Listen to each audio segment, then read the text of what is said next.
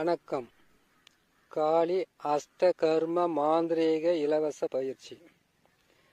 இந்த அஷ்டகர்ம மாந்திரீகத்தை பொறுத்த வரைக்கும் காளி மாந்திரீகத்தில் போடக்கூடிய மூன்றாவது சித்து விளையாட்டுன்னு சொல்லுவாங்க. ஸ்தம்பனம்.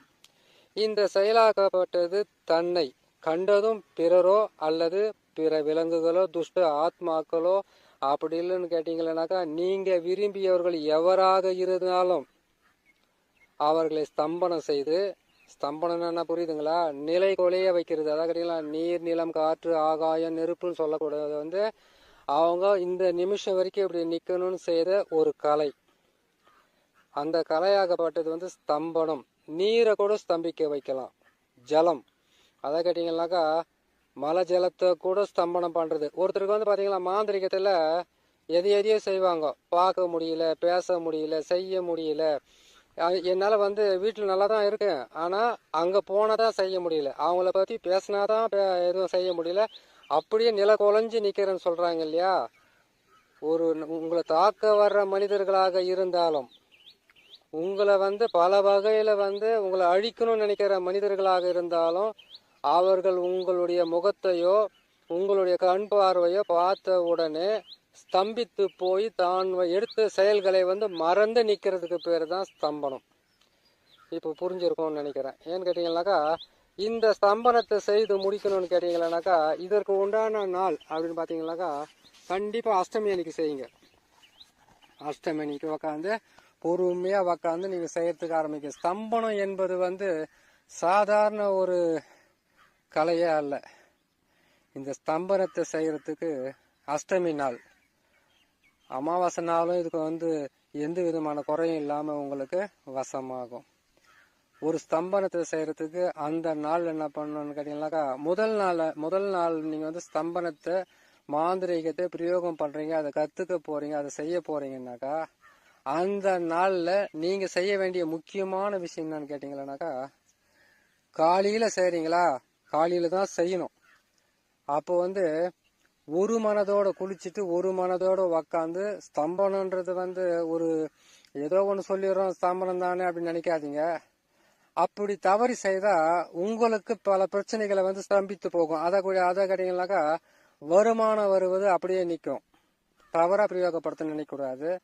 நேர்மையான முறையில் பயன்படுத்துங்க. அதை கேட்டீங்கன்னாக்கா, உங்களுக்கு ஒரு எதிரி இருக்கிறாங்க, அது அந்த எதிரியை அவங்கள நிலை குலைய வச்சு அப்படி ஸ்தம்பிக்க வைக்க தப்பு இல்லை. அதே மாதிரி கேட்டீங்கன்னாக்கா, ஒரு துஷ்ட ஆத்மா, அந்த ஆத்மாவை நீங்க கட்டுப்படுத்துறதுக்காக ஸ்தம்பனம் செய்யறதுல தவறு இல்லை. ஆனா ஒருத்தரை ஏமாத்தி பணத்தை பறிக்கிறதுக்காகவோ இல்ல ஒரு பெண்ணினுடைய தவறான பெண் மேல இருக்கக்கூடிய மோகத்தினால தவறா செய்தீங்கன்னாக்கா, அது உங்களுக்கு ஒரு பெரிய பிரச்சனையை கொடுத்து அதன் மூலியமாக பல வகையில நீங்க கஷ்டத்தை அனுபவிக்கக்கூடிய ஒரு சூழ்நிலை. ஏன்னு கேட்டாக்கா, இச்ச ஆசைகளுக்கு மனதை பயன்படுத்தாதீங்க. இச்சை ஆசைனாக்கா தன்னுடைய சொந்த இச்சை ஆசைக்காக பயன்படுத்தாதீங்க. ஆனா இந்த கலையாகப்பட்டது மற்றவங்களுக்கு பயன்பட செய்யணும். அதாவது கேட்டீங்கன்னாக்கா, மிகப்பெரிய ஒரு கல்யாணம் ஆயிட்டு இருக்கிறாங்க, அவங்களுக்கு மிகவும் கணவனோ மனைவியோ பாத்தீங்கன்னா எப்ப பார்த்தாலும் கீரியும் பாம்பு மாதிரி இருக்காங்க, நாயும் பூனையும் மாதிரி இருக்காங்கன்னு கேட்டீங்கன்னாக்கா, அவங்களுக்கு ஒருத்தர் ஸ்தம்பனம் பண்ணி கொடுத்தீங்கன்னாக்கா, இவங்களை பார்த்தோன்னா அவங்க சண்டை போடாம இருக்கிறதுக்காக, சரி உங்களை பார்த்தோன்னு ஒரு விலங்கு கொடூரமா தாக்கிறதுக்கு வருதுன்னு கேட்டீங்கன்னாக்கா, இந்த ஸ்தம்பனத்துக்கு உண்டான மந்திரத்தை நீங்க தினமும் சொல்லிக்கிட்டு இருக்கும்போது, அந்த ஸ்தம்பனன்றது கேட்டீங்கன்னா, இது 108ன்றது 1008 முறை சொல்லி நீங்க அதை சித்தி பண்ணும்போது, விலங்கு முதல் கொண்டது பூமிக்குள்ள இருக்கக்கூடிய ஈ எறும்பு புழு பூச்சி கூட உங்களுக்கு ஸ்தம்பனம் ஆயிடும். யாருக்கு? மாந்திரிகர்களுக்கு ஸ்தம்பனம் ஆகும். அப்படி ஒரு உயர்வான கலை தான் இந்த கலை. இந்த கலையை நீங்க அஷ்டமி அன்னைக்கு ஆரம்பிக்கலாம். அதிகாலையில அஷ்டமி அன்னைக்கு அதிகாலையில நீங்க எந்திரிச்சு செய்யுங்க. சாயந்தரம் ஒரு முறை அந்த மந்திரத்தை சொல்லுங்க. காலையில சுத்தமா குளிச்சுட்டு ஸ்நானம் பண்ணிட்டு, அதுக்கப்புறம் கீழே போட்டுக்கிற, அதை கீழே நம்ம ஒரு வேட்டி கட்டிக்குங்க. மேல சட்டையோ பனியனோ போடாதீங்க. நான் சொன்ன மாதிரி அருகம்புல்ல இருந்தாலும் பரவாயில்ல, தர்பையா இருந்தாலும் பரவாயில்ல, அருகம்புல்லும் தேவைப்படும் உங்களுக்கு. அதனால அருகம்புல் கொஞ்சம் அறுத்து வச்சுக்குங்க. அது மட்டும் இல்லாம இந்த அருகம்புல்லும் அந்த தர்ப புல்லு ரெண்டுமே நீங்க போடும்போது, அது கீழே தொட்டாசினிங்கினுடைய வேறு இலை முள்ளு குத்துமே எப்படி உக்காரதுன்னு கேட்டீங்கன்னா, முதல்ல அதை போட்டுருங்க. தொட்டாசினிங்க சென்னாய் உருவி போட்டுருங்க. அதுக்கு மேல என்ன பண்ணுங்க, தர்பப்புல்ல போடுங்க. அதுக்கு மேல அருகம்பில்ல போட்டு உக்காந்துருங்க. இது எல்லாம் சேர்த்து எடுத்து ஒன்னா போட்டு, இதுக்கு மேல ஒரு நீங்க கட்டிக்கிட்டு இருக்கிற வேட்டி கட்டிக்கிட்டு இருக்கீங்க இல்லையா, மாந்திரிக பிரயோகம் பண்றதுக்காக அதே கலர்ல ஒரு துண்டு வாங்கி வச்சுக்கிட்டு இருப்பீங்க இல்லையா, அந்த துண்டையும் இதையும் சேர்த்து கீழே போட்டுட்டு அது மேல துண்டை போட்டு அது மேல கூட உக்காரலாம். என்னங்க அதெல்லாம் நம்ம எரிச்சு அது சாம்பலாக்கி மையாக்கலாம். அந்த துண்டை என்ன பண்ணுனாக்கா அது பத்தியெல்லாம் ஒண்ணும் இல்லை. அப்படி ஒரு மனசுக்குள்ள சந்தேகம்லாம் வேணாம். அருகம்புல், அடுத்து பாத்தீங்கன்னா தர்பப்புல், அதுக்கப்புறம் தொட்டாசினிங்க, அதுக்கப்புறம் வந்து புதன்கிழமை அன்னைக்கு எடுக்கப்பட்ட, அதாவது தொட்டாசினிங்க எடுக்கிறதுக்கு வெள்ளிக்கிழமை எடுத்துருங்க. அதுக்கப்புறம் வந்து அருகம்புல் வந்து நீங்க எப்ப வேணாலும் எடுத்துக்கலாம். அருகம்புல் வந்து மூதண்டம்னாக்கா உலகத்தின் முதல் மூலிகை அருகம்புல் சாரை குடிச்சவங்களுக்கு எந்த விதமான தொல்லையும் இல்லாம நோய் நொடி இல்லாம இருக்காங்க. இது வந்து பிள்ளையாருக்கு வந்து மிகவும் உகந்தது. அதனால அருகம்புல் எடுக்கிறதுக்கு நாள் கிழமை எதுவும் தேவையில்லை. ஆனா சென்னாய் உருவி நீங்க எடுக்கணும்னு கேட்டீங்களானாக்கா புதன்கிழமை அதிகாலையில் எடுத்துக்கோங்க. தொட்டாசி நீங்க எடுக்கணும்னு நீங்க முடிவு பண்ணிட்டீங்கன்னாக்கா வெள்ளிக்கிழமை எடுத்துருங்க. இதை நாலுமே வச்சு நீங்க என்ன பண்றீங்க கேட்டீங்கன்னா, கீழே போட்டுட்டு உக்காந்துக்கிட்டு அந்த ஒரு மந்திரத்தை வந்து இன்னைக்கு வந்து இந்த மந்திரத்தை வந்து ஸ்தம்பனம்ன்றது ஒரு திசையை மட்டும் பண்ணக்கூடாது. 4 திசை 8 திக்கு 16 கோணமும் ஸ்தம்பனாயன்னு சொல்றீங்க இல்லையா, அது வந்து கேட்டீங்கன்னாக்கா காளியை உனக்கு ஸ்தம்பனமாகி அதுக்கப்புறம் எனக்கு ஸ்தம்பனமானு சொல்றது வந்து இந்த எதுக்காக அந்த வார்த்தை சொல்றேன் கேட்டீங்கன்னாக்கா, காளி அஷ்டகர்ம மாந்திரிகத்துல அவங்களுடைய பேர் இல்லாம வரக்கூடாது. அதனால்தான். ஆனா இந்த ஸ்தம்பன சக்கரத்தை பொறுத்த வரைக்கும் இது எழுத்துக்களாக இருக்காது, எண்களாக இருக்கும். அந்த எண்ணை வந்து கரெக்டா போட்டு அந்த எண்ணுக்கு கீழே வரக்கூடிய கோடுகளில் நீங்க யார ஸ்தம்பனம் பண்றீங்களோ, யார ஸ்தம்பனம் பண்றதுக்காக செய்து கொடுக்குறீங்களோ அவங்களுடைய பேரு அதுல எழுதி அதுக்கு பிறகு நீங்க அவங்களுக்கு கொடுத்து அனுப்பலாம். ஸ்தம்பனம் மாந்திரிகத்தை முழுமையா கற்று முடிந்ததுக்கு அப்புறம் இந்த மந்திரத்தை வந்து முதல்ல கிழக்கு முகமா ஆரம்பிக்கிறீங்க, அடுத்தது மேற்கு முகமா ஆரம்பிக்கிறீங்க, அடுத்தது வடக்கு முகமாகவும், அதுக்கு அடுத்தது வந்து தெற்கு முகமாகவும் நீங்க ஆரம்பிக்கிறீங்க. ஒரே நாள்ல 4 முகமா உக்காந்து நான் சொல்லணுமா? அப்படி கிடையாது. ஒரு நாளைக்கு கிழக்கு பக்கம் காலையில உக்காந்தீங்க, மறுநாள் வந்து அதிகாலையில வந்து மேற்கு பக்கமா உக்காருங்க. மேற்கு நோக்கி மேற்கு பக்கம் உங்களுடைய முகம் இருக்கிற மாதிரி உக்காருங்க. அதுக்கு அடுத்தது வடக்க வந்து நீங்க பார்த்த மாதிரி உட்காருங்க. அதுக்கப்புறம் தெற்க பார்த்த மாதிரி உட்காருங்க. 4 திசை 8 திக்கு 16 கோணம் தான் சொல்லியிருக்கோம். முதல்ல 4 திசையை வந்து நீங்க மந்திரத்தை சொன்னாவே அது 8 திக்கு 16 கோணமும் உங்களுக்கு ஸ்தம்பனமாகி உங்களுக்கு வேலை செய்ய ஆரம்பிச்சிடும். ஆரம்பிக்கிறது இதுக்கு வந்து நாள் தேவையில்லை. அமாவாசையா இருந்தா நல்லது, அடுத்தது அஷ்டமியா இருந்தா மிகவும் நல்லது. இந்த 2 நாள்ல நீங்க இதை துவங்கலாம். இதை துவங்குறதுக்கு முன்னாடி இந்த ஸ்தம்பனம் நீங்க மந்திரத்தை வந்து பிரயோகம் பண்ண கேட்டீங்கன்னாக்கா, அதே வாழை இலையில அரிசி மாவு செய்யறீங்க, தப்பு இல்லை. ஆனா அந்த இது மட்டும் நெய்வேத்தியம் மட்டும் கொஞ்சம் பூஜை போற பொருட்களை மட்டும் கொஞ்சம் மாத்திக்குங்க. வாசனை திரவியங்கள் கொஞ்சம் அதிகமாக தேவைப்படும். ஸ்தம்பனன்றது வந்து உணவு பொருட்கள்லயே இனிப்பு கொஞ்சம் அதிகமாக சேர்க்க வேண்டியதாக இருக்கும். இனிப்பு, அதுக்கப்புறம் அந்த இனிப்புன்னு கேட்டீங்கன்னாக்கா இருக்கிறவங்க நெய்யில் இருக்கக்கூடிய நீங்கள் இனிப்பு பலகாரத்தோடு செஞ்சு வைக்கலாம். நெய் பொங்கல் கூட செய்து போடலாம். இல்லை என்னால் முடியாது, நான் வந்து பேக்கரியில் இருக்கிற ஸ்வீட் கடையில் இருக்கிற ஸ்வீட் மேடம் வாங்கினாக்கா அது உங்களுடைய விருப்பத்தை பொறுத்தது, அதை பார்த்து செஞ்சுங்க. சரி, என்னால் எதுவுமே முடியலனாக்கா அச்சு வெள்ளமாவது வாங்கி வச்சு செய்யுங்க. அச்சு வெள்ளம், பச்சரிசி இதெல்லாம் வச்சு செய்யுங்க. தாராளமாக உங்களுக்கு முழுமையான பலன் கிடைக்கும். சரி, 4 திசைக்கு உக்காந்து உங்களுக்கு நான் சொல்லிட்டேன். 8 திக்குக்கும் 16 கோணத்துக்கும் அது வந்து உங்களுக்கு ஸ்தம்பனம் ஆகுமோ சொல்லியாச்சு. முதல்ல கிழக்கு முகமா உக்காரும் போது நெய்வேத்தியம் போறது எப்படின்னு கேட்டீங்கன்னாக்கா, நீங்க கிழக்கு முகமா உக்காடுறீங்க, உங்களுக்கு வந்து பாத்தீங்கன்னாக்கா நெய்வேத்தியன்றது உங்களுக்கு முன்பக்கமா இருக்கணும், பின்பக்கமா இருக்க கூடாது. அந்த காளியினுடைய உருவ சிலை செய்ய சொல்லியிருக்கணும் இல்லையா, நான் அதாவது பச்சரிசியில செய்ய சொல்லியிருக்கோம் இல்லையா, அதை நீங்க முன்னாடி வச்சுட்டு செய்யுங்க. அதுக்கு அடுத்ததாக நீங்க 4 திசையில கிழக்கு முகமா பார்த்தா நீங்க உக்காந்தாலும் உங்களுக்கு எதிர்க்காதான் அந்த நெய்வேத்தியம் இருக்கணும். மேற்கு முகமா உக்காந்தாலும் உங்களுக்கு பார்த்த மாதிரி தான் நெய்வேத்தியம் இருக்கும். கிழக்கு முகமா உக்காடுறது மட்டும்தான் கஷ்டமா இருக்கும். நீங்க வந்து அந்த நெய்வேத்தியம் நீங்க பூஜை புனஸ்காரம் செய்யறது. மற்ற எந்த திசையில உக்காரும் போதும் அது உங்களுக்கு முன்னாடி கரெக்டா இருக்கும். நீங்க எங்க இருக்கிறீங்களோ அங்க வைக்கலாம். அந்த உருவ பொம்மை, அந்த உருவ பொம்மைக்கு காலுக்கு கீழே அந்த நெய் வைத்தியத்தை போட்டுட்டு தூப தீபமெல்லாம் காட்டணும். ஒவ்வொரு நாளுமே நீங்க மாந்திரிகத்தை பிரயோகம் பண்ணும்போது அதுக்கு ஊதுவத்தியோ இல்ல சாம்பிராணி புகையோ கற்பூர வாடையோ அப்படி இல்லைன்னு கேட்டீங்கன்னாக்கா நீங்க விளக்கேற்றி வச்சுட்டு இதெல்லாம் செய்து முடிச்சுட்டு அதுக்கப்புறம் பொறுமையா உக்காந்து இந்த மந்திரத்தை பிரயோகம் பண்ணுங்க. இந்த மந்திரத்துல எண்கள் தான் இருக்கு, எழுத்துக்கள் இல்லைன்னு சொல்லியிருக்கேன். எதுக்காக எழுத்துக்களே இல்லாம எண்ணுக்களை மட்டும் போட்டிருக்கணுங்கன்னா அதுக்கு ஒரு ரகசியம் இருக்கு, புரியுதுங்களா? ஒரு மனிதனுக்கு எண்ணும் எழுத்தும் அது ஒரு பெரிய விஷயம், அதை அப்புறம் சொல்லலாம் நம்ம. அதை நீங்க இது மட்டும் போட்டு நீங்க கத்துக்குங்க. இதுக்கு காளியினுடைய மந்திரத்தை நம்ம போட்டிருக்கோம். காளி மந்திரத்தை 108 முறை பிரயோகம் பண்ணணும் அதிகாலையில. மாலையில நீங்க உணவு என்பது மாமிசம் கலந்த உணவாக போட்டு அதுவும் 108 முறை செய்யலாம். காலையில ஒரு இடத்துல செய்துட்டு மாலையில மற்ற இடத்துல மாத்தி உக்காந்து செய்யலாமா? செய்யக்கூடாது. ஏன்னு கேட்டீங்கன்னாக்கா காலை மாலை இரண்டுமே ஒரு மனிதனுக்கு மிகவும் அவசியம். அதனால காலையில நீங்க எங்க உக்காந்து செய்றீங்களா அதிகாலையில அதே இடத்துல நீங்க உக்காந்து மாலையிலயும் செய்யுங்க. இதுல நீங்க மாற்றி செய்யக்கூடிய ஒரே ஒரு வேலை கேட்டீங்கன்னாக்கா அந்த நீங்க பூஜை போடுறீங்க இல்லையா, நெய்வேத்தியம் பண்றீங்க இல்லையா, அந்த நெய்வேத்தியம் மட்டும்தான் மாற்றமாக இருக்கணும். மற்றபடியெல்லாம் நீங்க எப்படி உக்காந்து செய்றீங்களோ அப்படியே செய்யலாம். முக்கியமாக ஸ்தம்பனம் செய்யக்கூடிய ஆணா இருந்தாலும் பெண்ணாக இருந்தாலும் தீட்டு படக்கூடாது. காளிக்கு கூடவா தீட்டு படக்கூடாது? அப்படி பார்த்தாக்கா காளிமா தாய் தீட்டாவாதே இருந்திருப்பாங்களா? அவங்க தெய்வத்தை நம்ம சோதனை பண்ணி பார்க்க கூடாது. அப்படி ஒரு கேள்வி மனிதனுக்கு வரும். எனக்கே வருதுன்னா உங்களுக்கு வராதா? கண்டிப்பா வரும். அந்த மாதிரி இருக்கும்போது நீங்க தீட்டு படாம இருந்து செய்தீங்கன்னா ரொம்ப நல்லது. நான்வெஜ் சாப்பிட்றதுல தவறு இல்லை. நான்வெஜ் படையல் போட்டுட்டு அதுக்கப்புறம் சாப்பிட்றதுக்கு ஆரம்பிங்க.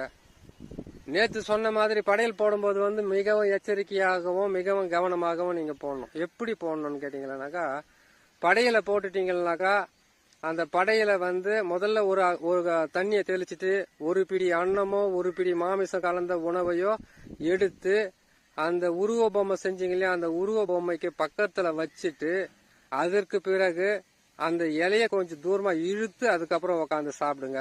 உங்களுக்கு நல்லது. கடவுளுக்காக போட்டது, உங்களுக்கு ஒரு கலையை கத்து கொடுக்கறதுக்காக போட்ட அந்த இலையில அப்படியே உக்காந்து சாப்பிடாதீங்க. அது அவ்வளவு நல்லதா இருக்காது. நீயும் நானும் ஒன்னா அப்படின்றது ஏன்னு கேட்டீங்கன்னாக்கா நீங்க வணங்குறது ஆக்ரோஷமான தேவி. நீங்க பணிஞ்சு போனீங்கன்னாக்கா அவங்க உங்க மேல கருணை மட்டும் இல்ல உங்களுக்கு பல வகையான நன்மைகளும் செய்வாங்க. இல்ல துணிஞ்சவனுக்கு துக்கம் இல்ல பயந்தவனுக்கு வாழ்க்கை இல்லைன்ற தைரியமா செய்ய ஆரம்பிச்சீங்கன்னாக்கா அவங்க உங்களை பயமுறுத்த ஆரம்பிப்பாங்க. பல வகையில இன்னல்களும் சுமைகளும் கஷ்டங்களும் வேதனைகளும் தொடர்ந்து கொடுத்துக்கிட்டே இருப்பாங்க. நான் பல பேரை பார்த்திருக்கேன். மாந்திரிகத்தை கையால தெரியாம கையாண்டு பல வகையில சீரழிஞ்சு போனவங்கள பார்த்திருக்கேன். அதனால செய்யறது மனசார நான் சொல்லி கொடுக்கறேன். நீங்களும் மனப்பூர்வமா கத்துக்குங்க. கத்துக்கிறதுக்கு முன்னாடி நீங்க ஒவ்வொரு நாளும் செய்ய வேண்டிய விஷயமே குளிக்கிறோம், எந்திரிக்கிறோம், மாந்திரிகத்தை கத்துக்கிறோம். இந்த மாந்திரிகத்தை எப்படி பிரயோகம் பண்ணணும், எப்படி பண்றதெல்லாம் மாந்திரிகர்ன்றது மற்றவங்க தான் சொல்லணும். உங்களை நான் ஒரு மந்திரவாதின்னு நீங்களே சொல்லிக்கிட்டு இருக்க கூடாது. நீங்க தொட்டது தொலங்கனாவோ சொன்ன வார்த்தை பலிதமானாவோ நீங்க மந்திரவாதி தான். அந்த வார்த்தைகளும் பலிதமாகறதுக்காகவும் நீங்க செஞ்சு கொடுத்து ஒன்னொன்னு மக்களுக்கு நல்லதுக்காகவும் அதான் கேட்டீங்கன்னாக்கா தவறான உறவாக இருந்தா சேர்த்து வைக்காதீங்க. முக்கியமான விஷயம். தவறான உறவுன்னு கேட்டாக்கா அதாவது பசிக்குதுன்றதுக்காக எது வேணாலும் நம்ம ஆகாரமா உண்றது தப்பு இல்லை. அதுக்காக அருவருப்பான சில விஷயங்களை மாந்திரிகத்துல செஞ்சிடாதீங்க.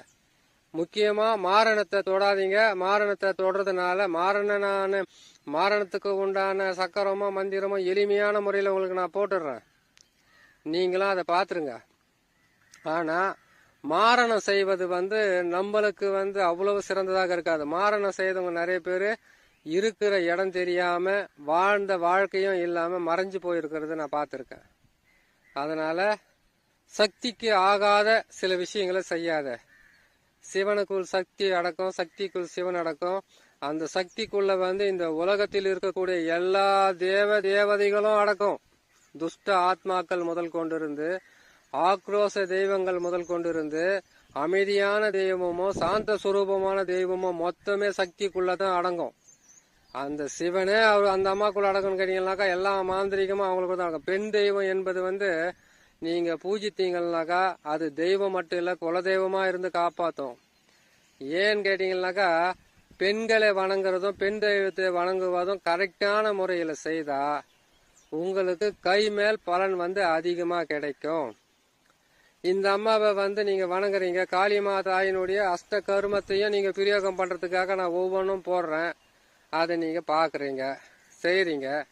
இச்சா ஆசை இருக்கக்கூடாதுன்னு ஏற்கனவே உங்களுக்கு சொல்லியிருக்கிறேன். இச்சா ஆசைன்னு கேட்டாக்கா உங்களுடைய விருப்பத்துக்காக யாரையுமே நீங்க ஸ்தம்பனம் பண்றதோ வசியம் பண்றதோ இல்லைன்னு கேட்டீங்கன்னாக்கா, இதை செஞ்சு அவங்கள வந்து நம்ம ஏதாச்சும் செய்யணும்னு நினைக்கிறதோ, அழிக்கணும்னு நினைக்கிறதோ, திருடணும்னு நினைக்கிறதோ, பொய் சொல்லணும்னு நினைக்கிறதோ, அபகரிக்கணும்னு நினைக்கிற எண்ணம் ஒரு துளி கூட இருக்கக்கூடாது. கஷ்டம் என்பது மனிதனுக்கு காலப்போக்கில் வந்து போற ஒரு சின்ன பிரச்சனை தான். அது 1 வருஷமா இருக்கலாம், இல்ல 2 வருஷமா இருக்கலாம். பல நாளா கஷ்டத்துல தான் இருக்கிறோங்க, நாங்க என்ன பண்ணுறது? அப்ப என்ன பண்ண கேட்டீங்கன்னாக்கா, கஷ்டத்தை கொடுத்த கடவுள் அதை தீர்க்கறதுக்கு ஒரு வழியும் கொடுப்பாரு. அந்த வழியை நோக்கி நீங்க போயிருக்க மாட்டீங்க, நானும் போயிருக்க மாட்டேன். இதுதான் அதனுடைய விஷயமே. கடவுள் கொடுக்க காத்துக்கிட்டு இருக்கிறாரு. ஆனா அவர் நம்மளுக்கு என்ன விதி கொடுத்துருக்கிறாரோ அந்த பாதையில போனோம்னா வெற்றி என்பது வந்து ஈஸியாவே கிடைக்கும். சரி, இது நீங்க உக்காந்து செய்யறதுக்கு உண்டான வழியும் சொல்லியாச்சு, விளக்கம் ஏற்றி வச்சுட்டு செய்யணுன்றது சொல்லியாச்சு. விளக்குன்றது வந்து பாத்தீங்கன்னாக்கா, நீங்க நல்லெண்ணெய் ஊத்தலாம், நெய் தீபமாக ஏத்திக்கலாம். சரி, ஒரு குறை ஒண்ணு இருக்குது. நெய் தீபத்தை நீங்க காலையில ஏத்திட்டீங்கன்னாக்கா, இது வந்து விடிய காலம் ஏத்திட்டீங்கன்னாக்கா மறுநாள் அதை தொடர்ந்து எரிஞ்சுக்கிட்டே இருக்கணுமா? அப்படியெல்லாம் கிடையாது. நீங்க சாமியை கும்பிட்டதுக்கு பிறகு உங்களுக்கு விருப்பம் வந்தாக்கா அது வந்து விளக்கை, அதான் உங்களுக்கு வந்து எண்ணெய் நிறைய இருந்தாவோ இல்லை நெய் நிறைய இருந்தாவோ நீங்க வச்சுட்டு போங்க.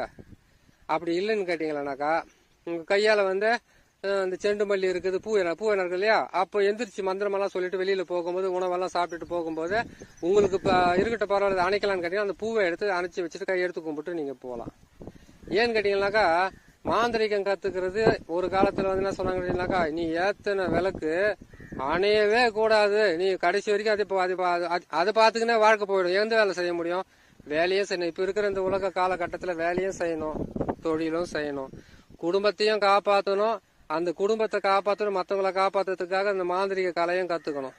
இந்த கலையாகப்பட்டது மிகவும் எளிமையா தான் போட்டிருக்கேன். ரொம்ப கஷ்டமா சக்கரமெல்லாம் போடல, எளிமையான சக்கரங்களை போட்டிருக்கேன், பயனுள்ள சக்கரங்களா போட்டிருக்கேன். அந்த சக்கரத்துக்குள்ள எழுத்து இருக்கு, அந்த எண்ணுக்களை வந்து விட்டுட்டு அந்த எண்ணுக்களை போடணும். போட்டு முடிச்சுட்டு அந்த கோடு வருது பாத்தியா, அந்த கோடுல தான் நீங்க யாரை வந்து ஸ்தம்பனம் செய்ய போறீங்களோ அவங்களுடைய பேரை எழுதணும்னு ஏற்கனவே சொல்லியிருக்கேன். அந்த எண்ணுக்களை பாத்துக்குங்க. அதுக்கப்புறம் கேட்டீங்கன்னாக்கா, அந்த எண்ணுக்கள் எங்க இருக்கோ அந்த எழுத்துக்கள் அதுக்கு கீழே வந்து 4 கோடு மாதிரி வருது இல்லையா, அந்த கோட்ல எங்க வேணாலும் பேர் எழுதிக்கலாம். இணைக்கிறதுக்கு ஆண் பேரோ பெண் பேரோ, வசியத்துக்கு போட்ட மாதிரி பேர் மாத்தி மாத்தி போடணுன்ற அவசியம் எல்லாம் கிடையாது. ஸ்தம்பனத்துக்கு இவங்க பேரை எழுதிட்டு அவங்க பேரை எழுதலாம், அவங்க பேரை எழுதிட்டு இவங்க பேரை எழுதலாம். அந்த தகுடை மடிக்கும் போது எல்லாமே ஒண்ணு சேர்ந்துக்கும், வாசனை திரவியம் எல்லாம் போட்டு. அதுக்காகத்தான் இந்த தகுடு, இந்த சக்கரத்தை நான் போட்டிருக்கேன். நீங்க தகுட்டுல எழுதி இந்த சக்கரத்தை வச்சுக்குங்க. வச்சுக்கிட்டீங்கன்னா மிகவும் உங்களுக்கு உதவியாக இருக்கும். அது மட்டும் இல்லாம வாசனை திரவியம்ன்றது வந்து புணுக்கு, கஸ்தூரி, அதுக்கப்புறம் பாத்தீங்கன்னாக்கா சவ்வாது, இது எல்லாம் வாங்கி வீட்டுல வச்சுக்குங்க. வீட்டுல வச்சுக்கிட்டு இருந்தா தான் நல்லா இருக்கும். இல்லாட்டி முக்குடல்னு கேளுங்க, முக்குடல் கொடுத்தாங்கன்னா வாசனையில உள்ள எல்லா திரவியமும் சேர்த்து முக்குடல் ஒன்று கொடுப்பாங்க. அதை வாங்கி வச்சுக்கிட்டு இந்த சக்கரத்துங்களுக்கு நீங்க பயன்படுத்துங்க. சரி ஆச்சா. அடுத்தது வந்து மந்திரத்தை பிரயோகம் பண்ணும் போது நீங்க உக்காந்துக்கிட்டு இருக்கிறீங்களா அந்த ஆசனம், இந்த மந்திரத்தை பிரயோகம் பண்ணும்போது அந்த மந்திரத்தை 108 முறை நீங்க சொல்றீங்க, கரெக்டுங்களா? அந்த 108 முறை சொல்லும் போது உங்களுடைய கவனச்சிதறல் இருக்கக்கூடாது, சத்தமோ கூசலோ இருக்கக்கூடாது. வீட்டுல வந்து ஒரு பக்கம் செல்போனை பாத்துக்கின்னு, ஒரு பக்கம் டிவியை பாத்துக்கின்னு, ஒரு பக்கம் வீட்டுல பசங்கெல்லாம் வந்து சத்தம் போட்டுக்கிட்டு ஒரு அமகலம் பண்ணுங்க, அந்த மந்திரத்தை சொல்ல முடியாது. அதுக்குதான் அதிகாலையில 3:30 மணிக்கு எந்திரிங்க, சத்தம் இல்லாம பொறுமையா இருக்கும். சரி இல்லைங்க, 3:30 மணிக்கு ஏதாவது எங்க வீட்டு பக்கத்துல ஃபேக்டரி இருக்குது, எங்க வீட்டு பக்கத்துல வந்து ஒரு கோழா போட்டிருக்காங்க, ஜனமெல்லாம் வராங்க போறாங்க, சத்தம் இருக்குதுனாக்கா தனி ஒரு இடத்தை வந்து இந்த மந்திரத்தை பிரயோகம் பண்றதுக்காக தனியா ஒரு இடத்த வந்து நீங்க முடிவு பண்ணி செய்யுங்க. ஸ்தம்பன மந்திரம் என்பது வந்து முதல்ல நீங்க அந்த தேவிக்கு அந்த மந்திரத்துக்கு ஸ்தம்பனம் ஆயிடுங்க. அந்த மந்திரத்தை சொல்லும் போது உங்களையும் மறந்து நீங்க அந்த காளிமா தாய்க்கு நீங்க அடிமையானாதான் உங்களுக்கு அந்த கலை மொத்தமே அடிமையாகி நீங்க செய்யறது எல்லாமே பலிதமாகும். ஒரு வேலை செய்யறதுக்கு முன்னாடி 100 முறை யோசனை செய்யுங்க. செய்ததுக்கு அப்புறம் ஒரு முறை கூட யோசனை செய்யாதீங்க, சரிங்களா? மிகவும் நல்ல சக்கரத்தையும் மிகவும் நல்ல மந்திரத்தையும் நான் போட்டிருக்கேன். இதை பார்த்து பொறுமையாக செய்யுங்க. அஷ்டமி நாளும் அமாவாசை நாளும் ஸ்தம்பனம் செய்வதற்கு உகந்த நாளாக இருப்பதினால் அதுக்கு 4 கிழமையெல்லாம் தேவையில்லை. அந்த அஷ்டமி அடுத்தது அமாவாசை, இந்த 2 நாள்லயே நீங்கள் முதல்ல பயன்படுத்துறது மட்டும்தான் அந்த நாள்.